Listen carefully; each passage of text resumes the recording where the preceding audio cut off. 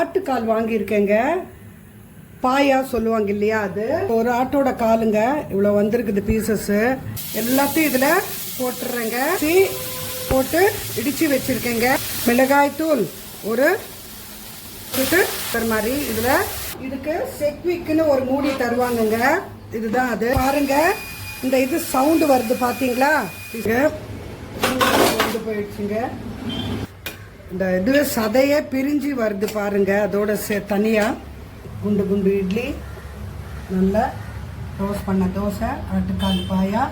ஆட்டுக்கால் வாங்கியிருக்கேங்க. பாயா சொல்லுவாங்க இல்லையா, அது அது ஒரு 2 கால், ஒரு ஆட்டோட காலுங்க. இவ்வளோ வந்திருக்குது பீசஸ்ஸு. ஒரு 7 பீஸ் இருக்குதுங்க. இதை நல்லா கொஞ்சம் வெந்நீரில் போட்டுட்டு ஒரு ½ hour ஒரு 1 hour கழிச்சுட்டு அந்த மேலே இருக்கிற அந்த இதெல்லாம் நல்லா கொஞ்சம் கையில் நல்லா கத்திலையும் சுரண்டி விட்டுட்டு, இது க்ளீனாக தான் கொடுத்தாங்கங்க. எடுத்துகிட்டு அதுக்கப்புறம் உப்பு மஞ்சள் பொடி போட்டு நல்லா ஒரு 4-5 வாட்டி வாஷ் பண்ணிவிட்டு தண்ணியில் போட்டு வச்சுருக்கிறேன். இப்போ அந்த ப்ரிப்பரேஷன் பார்க்கலாம். இது ஏஎம்சி தாங்க.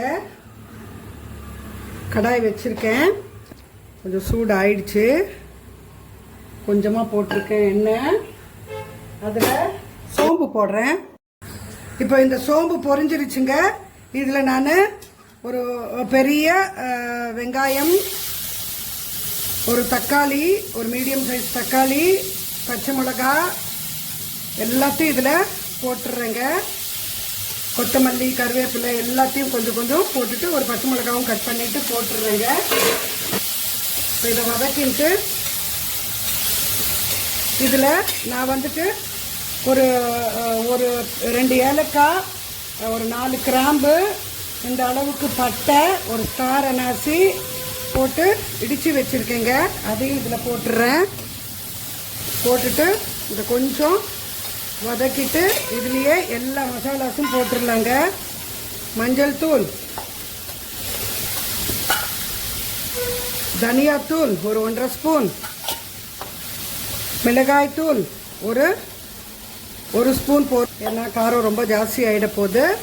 இதை வதக்கிட்டு இந்த ஆட்டுக்காலையும் தூக்கி இதில் போட்டுடலாங்க. போட்டுட்டு ஒரு வதக்கிக்கலாம். வதக்கிட்டு இது சூப் மாதிரி தான் பண்ண போகிறோம். அதனால் நம்ம ரொம்ப வதக்க வேணாம். நல்லா இது வந்துட்டு வேகதான் போகுது குக்கர் மாதிரி. இதில் கொஞ்சம் நான் நிறைய தண்ணி விட்டுக்கிறேன். ஏன்னா எனக்கு இட்லியில் நல்லா ஊற்றி சாப்பிட்ற மாதிரி இருக்கணும். இப்போ இதில் நான் தேவையான உப்பையும் போட்டுடுறேங்க.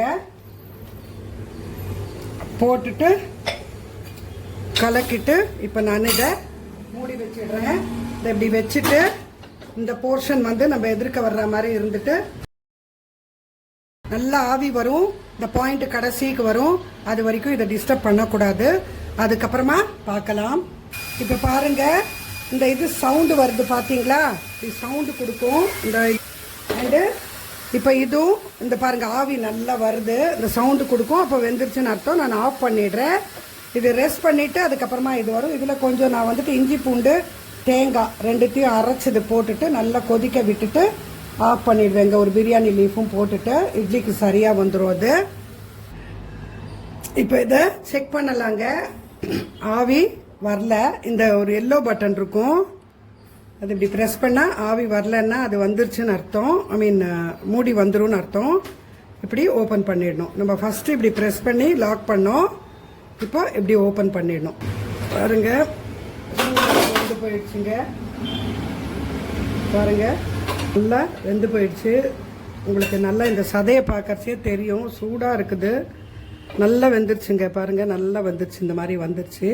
இப்போ ஸ்டவ் ஆன் பண்ணிக்கிட்டு இதில் இஞ்சி பூண்டு நல்லா ஒரு 10 பல்லு பூண்டு, ஒரு நல்லா இந்த அளவுக்கு இஞ்சி தோல் எடுத்துட்டு ஒரு 2 பத்த தேங்காவை வந்துட்டு இதுலேயே போட்டு அரைச்சின்ட்டேன்.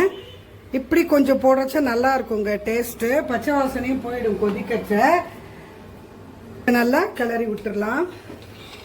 இப்போ இதுலேயே கொஞ்சம் பிரியாணி இலை இதை போட்டுட்டு நல்லா ஒரு கொதிக்க விட்டுட்டு நல்லா இருக்குங்க. இஞ்சி பூண்டு நீங்கள் வதக்கியும் போட்டுக்கலாம். இப்படி போடுறச்ச கொஞ்சம் அந்த ஃப்ளேவர்ஸ் இன்னும் கூட நல்லா தூக்கி கொடுக்கும் சூப் மாதிரி. இப்போ நான் இது உப்பு காரம்லாம் செக் பண்ணிக்கிறேன். இப்போ இதில் கொத்தமல்லியும் கொஞ்சம் கடைசியாக தூவெல்லாம் முன்னாடியும் போட்டிருக்கோம் ஃப்ளேவர்ஸ் இறங்கிறதுக்காக. இப்போ இது நல்லா இதாகிடுச்சு பாருங்கள், குக் ஆகிடுச்சு. இந்த இது சதையே பிரிஞ்சு வருது பாருங்கள், அதோட தனியாக சதையே பிரிஞ்சு வந்தாச்சு, நல்லா வெந்துருச்சு. இதுவே நம்ம நார்மல் குக்கர்லன்னா கிட்டத்தட்ட ஒரு 10-15 விசில் வச்சாதாங்க இது நல்லா வெந்து வரும். இதில் ஜஸ்ட்டு ஒரு 3 மினிட்ஸில் இது வெந்துருச்சு. தாங்க இது முடிஞ்சது. பாயா பண்ணேங்க ஏஎம்சி பாத்திரத்தில். எப்படி வெந்து போச்சு பாருங்க, அப்படியே போடுறச்ச எப்படி இருந்தது இது பாருங்க, நல்லா வெந்து எப்படி வந்திருக்குன்னு பாருங்க. இட்லி தோசை ஊற்றிருக்கேங்க. பாயாவை போட்டு